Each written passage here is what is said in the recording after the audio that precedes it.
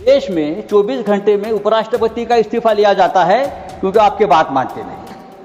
लेकिन 26 लोगों की हत्या होने के बावजूद किसी का इस्तीफा नहीं, किसी से माफ़ी नहीं। ये इस देश की स्थिति है।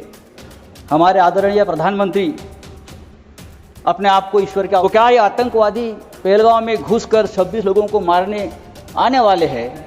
ये आपने क्यों भाप नहीं? सरदार पटेल ऐसे नेता थे जिसने पहली बार आरएसएस पर प्रतिबंध लगाया था। अगर सरदार पटेल जीवित होते और 10 साल तो ये लोग आज सामने दिखते भी नहीं। कि पंडित नेहरू की वजह से आप यहाँ बैठे हैं, राज कर रहे हो, ये पंडित नेहरू की मेहरबानी है। अगर सरदार पटेल प्रधानमंत्री होते तो आज आप हमारे सामने सत्ता में हो या देश में दिखते नहीं, उखाड़ कर फेंक देते।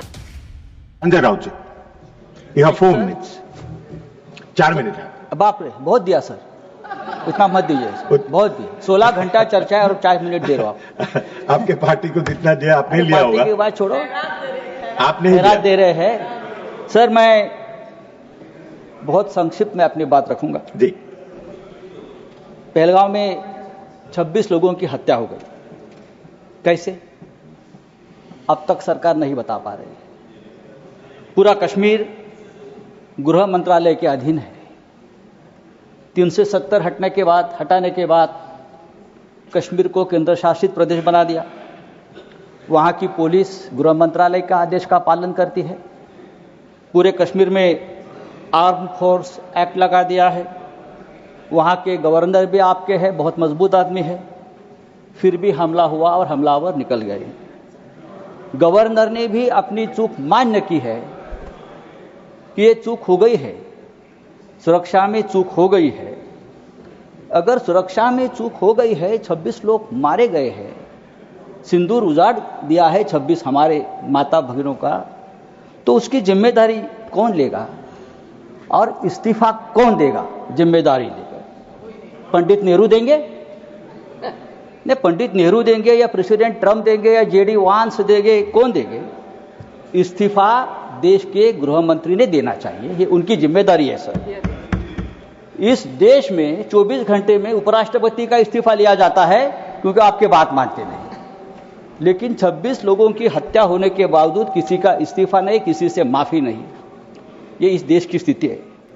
हमारे आदरणीय प्रधानमंत्री अपने आप को ईश्वर के अवतार मानते हैं, उनके भक्त उनको ईश्वर के अवतार मानते हैं। वो भी कहते हैं, उनका कहना है कि मैं समय से पहले समय को भांप लेता हूं, ये ईश्वर की कृपा है। तो क्या ये आतंकवादी पहलगांव में घुसकर 26 लोगों को मारने आने वाले हैं? ये आपने क्यों भाप नहीं लिया? ये हमारे सामने और देश के सामने सबसे बड़ा सवाल है। मैं कांग्रेस के हमारे जो नेता है उनसे कहना चाहता हूं, मेरे बाजू में बैठे हैं, कि यहाँ कल से मैं जो बड़े बड़े भाषण सुन रहा हूं, चाहे राजनाथ सिंह जी हो, चाहे हमारे विदेश मंत्री हो, चाहे नड्डा जी हो, सबको पंडित नेहरू की बहुत याद आती है। पंडित नेहरू हो, सरदार पटेल हो, भूतकाल में बहुत घूमते हैं आप लोग। पंडित नेहरू उन्हें सोने भी नहीं देते और जीने भी नहीं देते। सरदार पटेल की भी याद आती है। मेरा ये कहना है कि नेहरू तो महान थे, लेकिन सरदार पटेल को प्रधानमंत्री न बनाकर हमने एक ऐतिहासिक भूल की है। बात ऐसी है कि नेहरू साहब बहुत ही डेमोक्रेटिक आदमी थे, सरदार पटेल लोह पुरुष थे। अगर सरदार पटेल ऐसे नेता थे जिसने पहली बार आरएसएस पर प्रतिबंध लगाया था। अगर सरदार पटेल जीवित होते और 10 साल तो ये लोग आज सामने दिखते भी नहीं। आरएसएस को पूरे प्रतिबंध लगा देते, समय समाप्त हो रहा है, उनकी विषय पर बोलिए, फेंक देते। समय समाप्त हो रहा है, विषय पर बोलिए। तो आपको पंडित नेहरू का आभार मानना चाहिए कि पंडित नेहरू की वजह से आप यहाँ बैठे हैं, राज कर रहे हो, ये पंडित नेहरू की मेहरबानी है। अगर सरदार पटेल प्रधानमंत्री होते तो आज आप हमारे सामने सत्ता में हो या देश में दिखते नहीं, उखाड़ कर फेंक देते। सर नहीं सर, सरकार ने आपका समय समाप्त हो गया। मैंने बोला था आपको, लेकिन आप उलझे हुए थे। मैंने आपको बोला था, सरकार बोल रही है समय समाप्त हो गया आपका। हमारे सामने अब मैं नेक्स्ट स्पीकर बुलाऊंगा।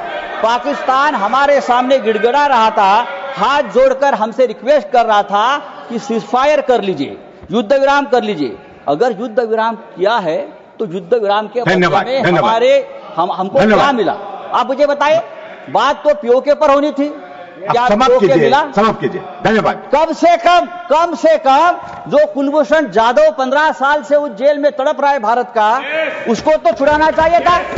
एक बात करनी चाहिए थी, हमारा कुलभूषण जाधव स्पीकर बुला रहा हूं, संजय राउत जेल में आप सीनियर मेंबर हैं, 15 साल से तड़प रहा है, उसकी तो मांग होती। हमारे पास से मछुआरे Shankar Rao Sawant, nothing will go on record except